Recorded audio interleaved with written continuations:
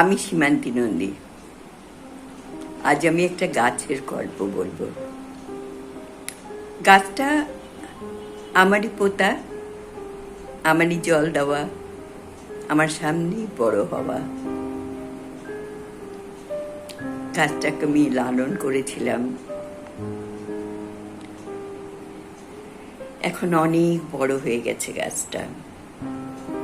যখন ছোট ছিল তখন আমি জল ঢালতাম।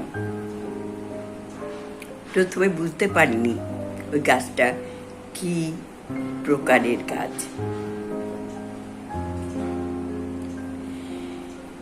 গাছটাতে যখন জল ঢালতাম তখন খুব ভালো লাগতো। মনে হতো একটা বুঝি কাজ করলাম। ছোট ছিলাম তো। মা শিখেছিলেন যে গাছে জল দিলে গাছ বাড়ে, গাছ খুশি হয়। সেটাই মনে লেগেছিল। তাই শৈশবে ওই গাছটায় জল দিতাম।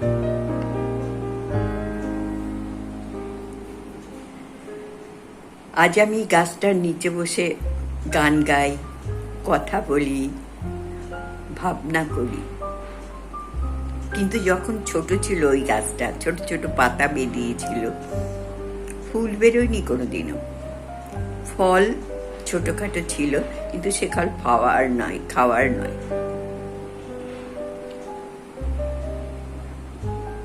জানি না গাছটার নাম, আজও জানি না।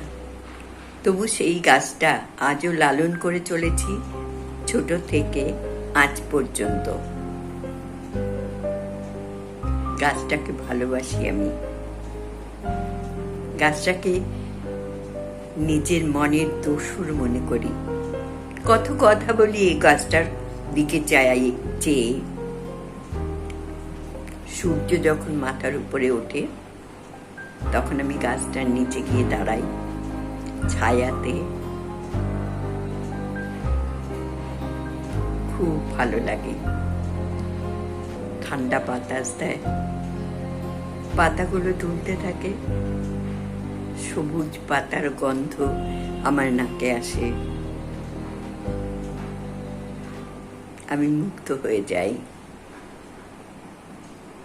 আমার এই দিকটার কথা কেউ জানতে পারিনি আজও আমি কেন ওই গাছটার নিচে গিয়ে দাঁড়াই, ভাবনা করি, কেউ জানে না, কাউকে জানতে দিইনি।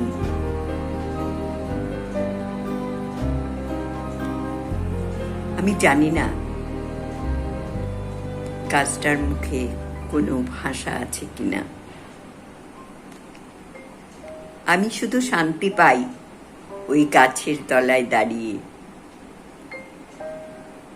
গাছের ছায়াটাও অনুভব করি। রাত্রিবেলায় যখন গাছটার ছায়া দেখি মনে হয় আবার কখন সকাল হবে, ওই গাছটার কাছে আমি যাব, কথা বলবো, ভাবনা করব, বসবো,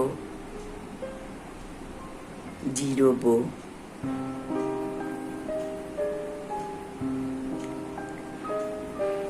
গাছটাকে আমি কি ভালোবেসে ফেলেছি? হয়তোবা আমার ভাবনার এই নীরব দিকটা কেউ কোনোদিনও জানবে না, জানেনি, আমি জানাবো না।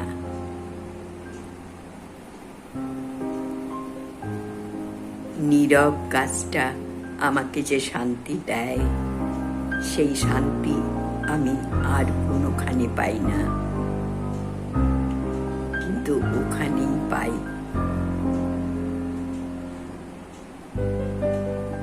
তাই আজও ওই গাছটাকে আমি কেটে ফেলতে পারিনি, মেরে ফেলতে পারিনি।